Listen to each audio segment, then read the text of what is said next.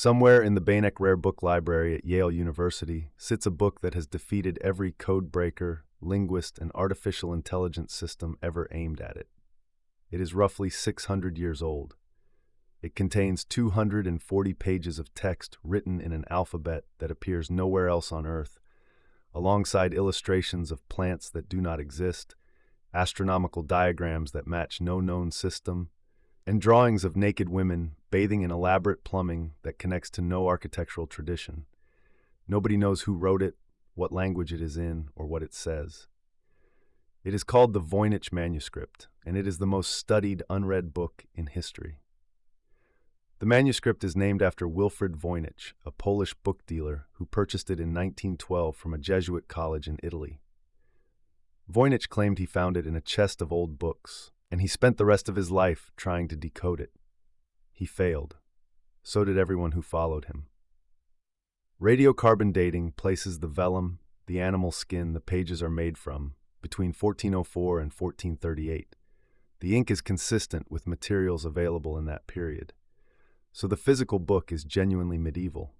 But that only deepens the mystery because the text inside follows statistical patterns that suggest a real language, not random gibberish, and yet it matches no known language, living or dead. The writing system contains roughly 25 to 30 distinct characters, depending on how you count ligatures. The text flows left to right. Words have consistent internal structure. Certain characters appear only at the beginnings of words, others only at the ends, and letter frequencies follow patterns similar to natural languages. In 2017, researchers applied computational analysis and found that the text obeys Zipf's law, a mathematical property that governs word frequency in every known human language. Random text does not follow Zipf's law.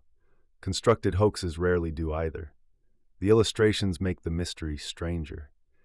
The botanical section contains drawings of over 100 plants, and while a few vaguely resemble real species, most are clearly imaginary or composite, roots from one plant grafted onto leaves from another, flowers that exist in no botanical record.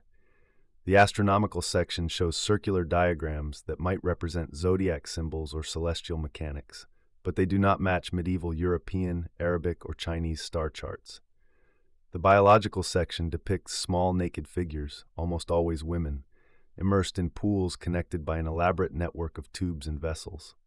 No one has convincingly explained what this represents. Dozens of theories have been proposed. Roger Bacon, the 13th century friar and early scientist, was a popular candidate for authorship until the carbon dating ruled him out. Some believe it was created by a young Leonardo da Vinci, though the handwriting does not match.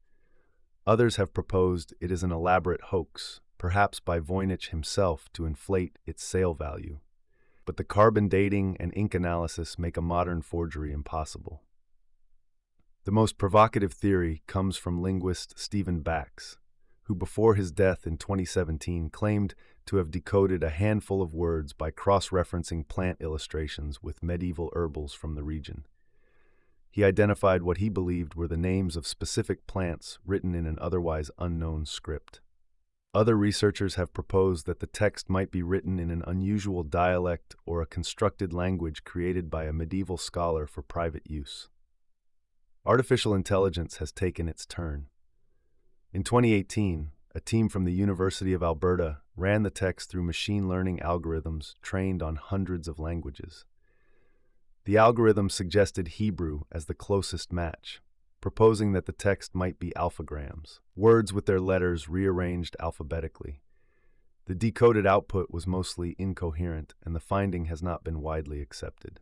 What keeps researchers returning to the Voynich manuscript is the uncomfortable middle ground it occupies. It is too structured to be random.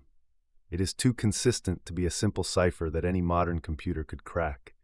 And it is too old to be a modern fabrication. Something is being said on those pages. We simply do not have the key. The book sits in its climate-controlled case at Yale, available to any scholar who requests access. 600 years after someone sat down and filled those pages with careful, deliberate strokes, we are no closer to understanding a single sentence than the day Wilfrid Voynich pulled it from that dusty chest. Whatever secret the manuscript holds, it is patient.